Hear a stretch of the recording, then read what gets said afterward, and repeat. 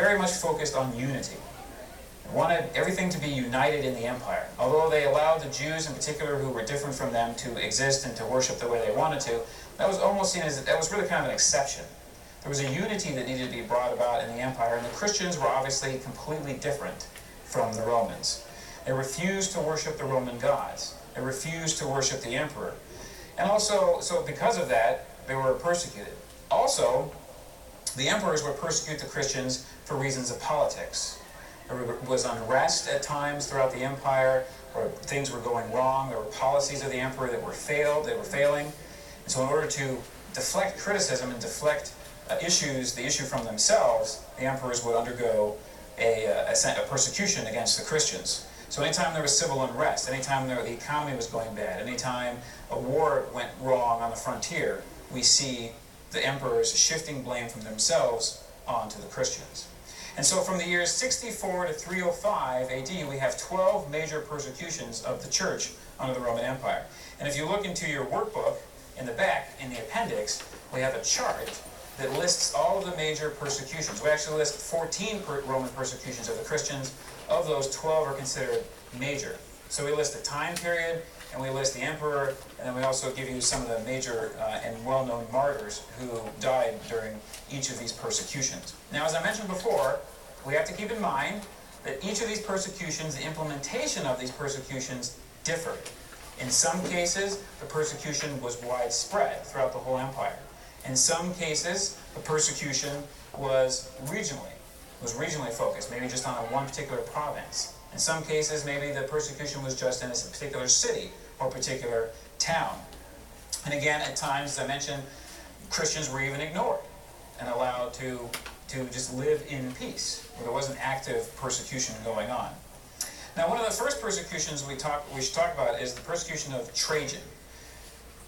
Pliny the Younger was one of Trajan's legates out in a province of Bithynia, and he sent a letter to the Emperor Trajan concerning the Christians. He knew of the Christians, he had had some dealings with them, he wanted to know what imperial policy was concerning the Christians. How should he handle the Christians? So he asked the Emperor this question, what should I do? And Trajan initially came back with a response that said, don't go after the Christians. If they're private in their faith and they're not causing any kind of disturbance, fine, let them be. But if they publicly confess their faith, if they make themselves known, if they become a nuisance, then you can bring them into a court of law, try them, and persecute them, and execute them. So that was initially his response to the Christians. But his response is going to change as a result of one particular event. And that event was in 115, he was in the city of Antioch. And an earthquake struck the city of Antioch. And there was much destruction of the city and much death. Trajan was actually even injured in this earthquake. And the aftershocks were felt in the city for days afterward. And so people were upset. They thought that the gods were offended. And this is why the earthquake struck. And so they lashed out against the Christians and said the reason why the gods are offended is because there are Christians here in this city. So we need to do something about that. So Trajan then issued an edict of persecution where he condemned those found to be Christians to death. Now, one of those who was caught up in this persecution of the Christians in Antioch in 115 was the bishop of the city, a man by the name of St. Ignatius. And St. Ignatius had been a bishop of Antioch for a long time. He had been bishop for 30 years. He had even been trained by the apostle St. John. So he had direct ties to the apostles. He was at the time the most venerated living member of the church. So he was very well known and very important in the church. Trajan had him arrested, and then to make an example of him, an empire-wide example of him, Trajan then had him shipped off to Rome under guard. And so it was a long journey from Antioch to Rome, so it took several weeks. And along the way, St. Ignatius wrote letters to Christian communities. He wrote 7 letters, and also to one particular Christian man by the name of St. Polycarp, we'll talk about in a minute. But he wrote these letters to these Christian communities, 7 in all, and in these letters he exhorts the Christians to be obedient to their bishops, to be obedient to their priests. He also gave a firm defense, or he firmly defined the hierarchical constitution of the church, the hierarchical structure of the church. So he said, the church is governed by a pope, and we have the bishops, priests, deacons, laity, St. Ignatius in his letters talks about this hierarchical structure. So here again, in the early part of the 2nd century, we have an understanding of how our church has always been structured. He also referred multiple times in his letters, he used this phrase called Jesus Christ our God. Jesus Christ our God. Now why that's significant for us is that many times you'll hear in our modern world that the early Christians really didn't believe Jesus was God. That was something that came up much later. We even hear that it wasn't until, and we'll talk about this in our next time period of conversion and councils, but we sometimes even hear that it was the Emperor Constantine who said that Jesus was divine. That it was only until the 4th century, the 300s, when Christians first started to believe that Jesus was God. And that's completely false. And we can illustrate that and prove that here through St. Ignatius' letters. He also writes about the Eucharist, and again illustrates for us this understanding of the real presence of Christ in the Eucharist. He writes, "Take care then to partake of one Eucharist, for one is the flesh of our Lord Jesus Christ, and one the cup to unite us with his blood." So St. Ignatius again shows and illustrates that the early church believed in Christ's real presence. That when we go to Mass, when we celebrate the Eucharist, the words of consecration, that water, that wine, and that bread become the body, blood, soul, and divinity of our Lord Jesus Christ. Not a new teaching of the church, not something the church came up with later, something the church has always believed. So again, important for us, sometimes we're talking with our Protestant brothers and sisters, and they question us on this belief of the Eucharist. Not only can we point to John chapter 6, obviously, but we can show them that just from the early church history, that what did the early Christians actually believe that they were participating in? What was the Mass? What was the Eucharist for them? And we can show that and illustrate that through the writings, again, of St. Ignatius. St. Ignatius also in his letter to the Romans talked about his upcoming martyrdom, where he specifically told the community in Rome to not interfere with his martyrdom. Because he knew that there were people in Rome who were Christians in Rome who were influential, and they might actually try to prevent his execution. They might just have him arrested or even tortured perhaps, but not killed. And he knew that what God's plan was for him. He knew that he was called to martyrdom. He wanted to give that heroic sacrifice. So he wrote to these Romans and he said, "God's wheat I am, and by the teeth of wild beasts I am to be ground, that I may prove Christ's pure bread." It's an amazing statement from this man. God's wheat I am. I want to be ground up like wheat for the Lord. If you read, again, one of the things you might, or as we go through these sessions, I'm going to give you a lot of outside reading, a lot of things to take home and to read and to think about. And one of the things that you should read are Ignatius's 7 letters. You can get them online. Just Google St. Ignatius of Antioch 7 letters, and the letters will come up. I highly encourage you all to read them. They are the statements of a man of profound faith, a man who was living under persecution, who was on his way to be killed for his faith. Again, it's good Lenten reading for us. St. Ignatius is also famous because he's the person who actually gave us the name of our church. He's the first person to use the word Catholic Church, to use the word Catholic to define and to identify our church. In his letter to the Smyrnans, he says, "Where the bishop appears, there let the people be, just as where Jesus Christ is, there is the Catholic Church." And again, Catholic is a Greek word meaning universal, so he's referring to this universal church throughout the known world, throughout the Roman Empire and the Mediterranean.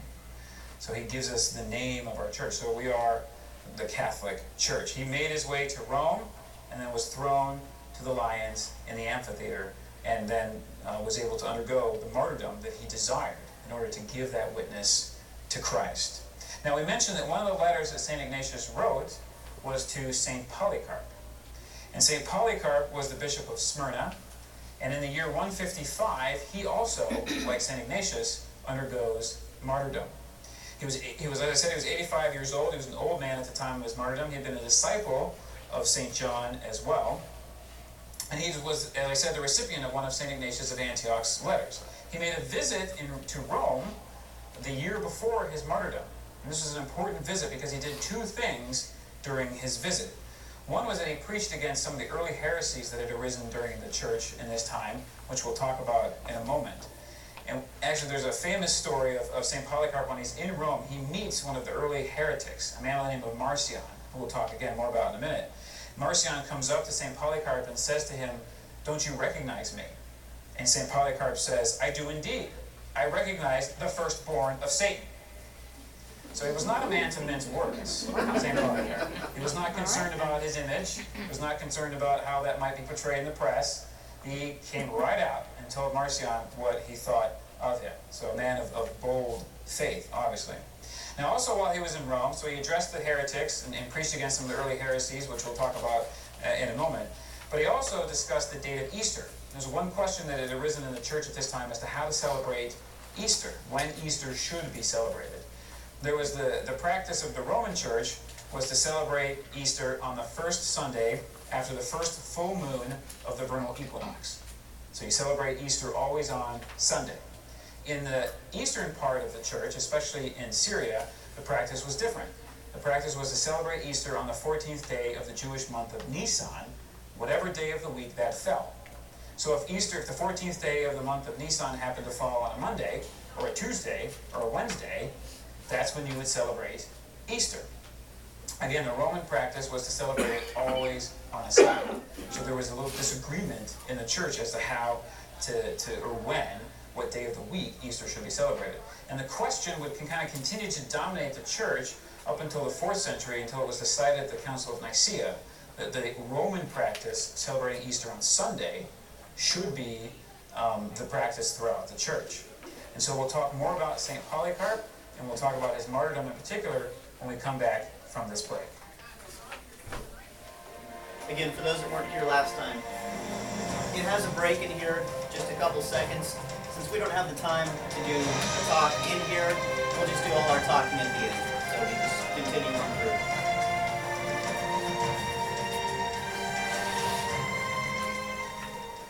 Welcome back. We're talking about our time period of persecution.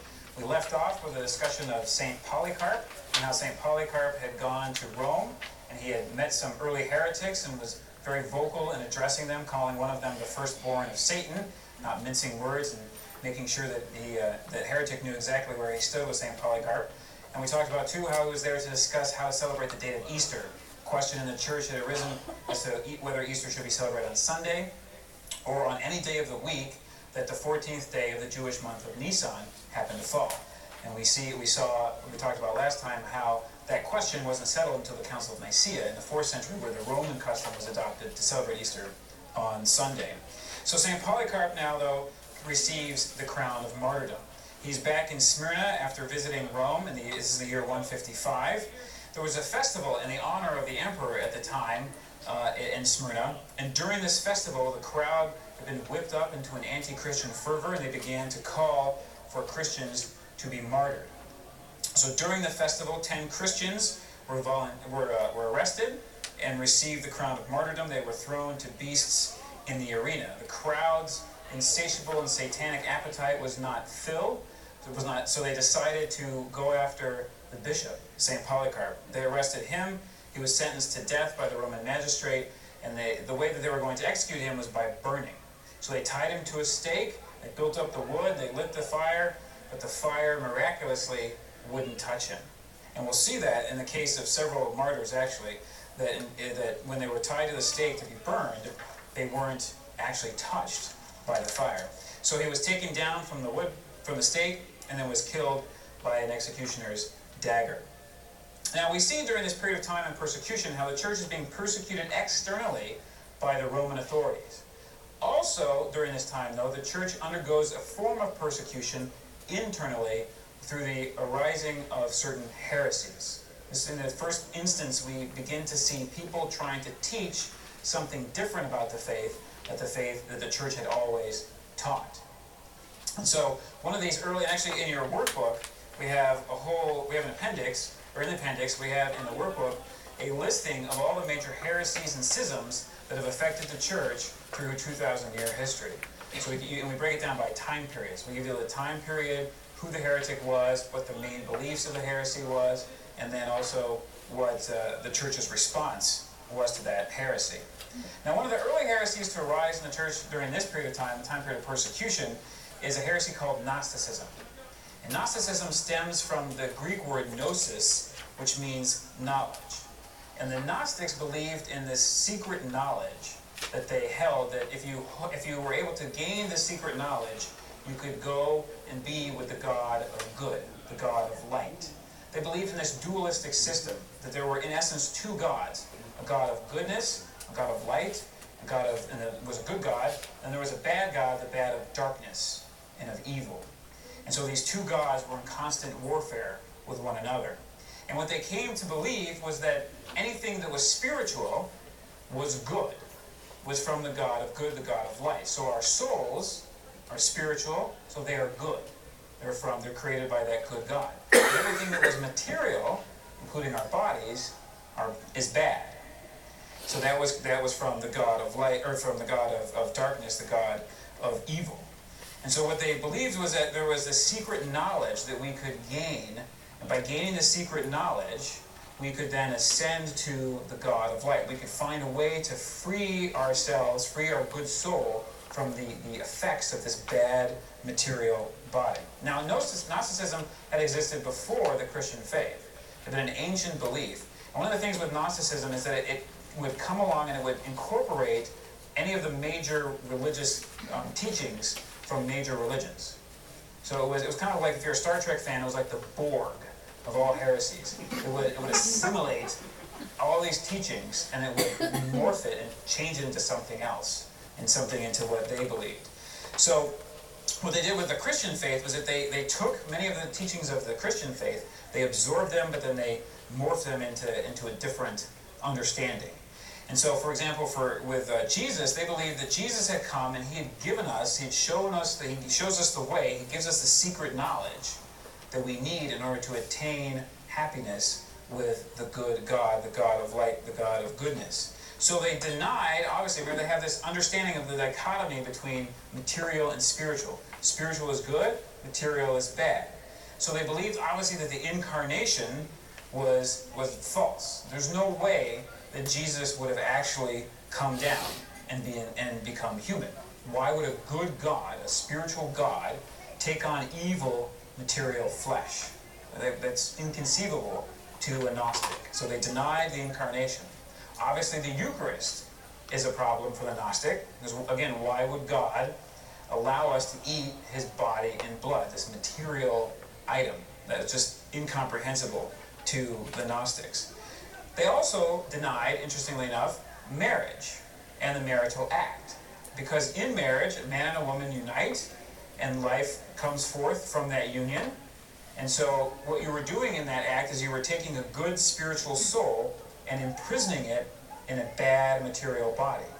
So they practiced, first of all, they preached chastity, or celibacy, but they also said, in marriage at least, they preached against marriage, but they said if you had those urges, those natural sexual urges, that you should practice those in homosexuality and even in bestiality, because no life can come from those type of unions. So they had a very warped understanding, obviously, of morality, and especially of Christian morality. They also believed, it's interesting though that they practiced, or they taught that you would, if you had marriage, that you had to not engage in the marital act, because they weren't obviously concerned with growing future Gnostics. They weren't really concerned then about having more members, were they? Because one way to propagate the faith is to have more people, but they preached against that. They also, kind of strangely, believed that the highest form of worship was to commit suicide. That was the highest form of worship for a Gnostic. Because again, think, if you're a Gnostic, you think that the soul is good and the body is bad. So the highest form of worship would be to free your good soul from your bad body. And the way to do that would be to commit suicide. And this is what some of them practiced. Now, many of their believers didn't practice that highest form of worship. That was held only for a certain few. Now, the thing with heresies that we see here first with Gnosticism, but it's true throughout the whole history of the church, is that heresies are kind of like that state fair game. You go to the state fair and they have all these little arcades and games you can play. It's the game called whack-a-mole. You know that game where you have the little counter table type thing, and the mole pops up, and you got a big hammer, and you whack the mole, and it pops down, another one pops up over here, and you're trying to see how many times you can hit the mole.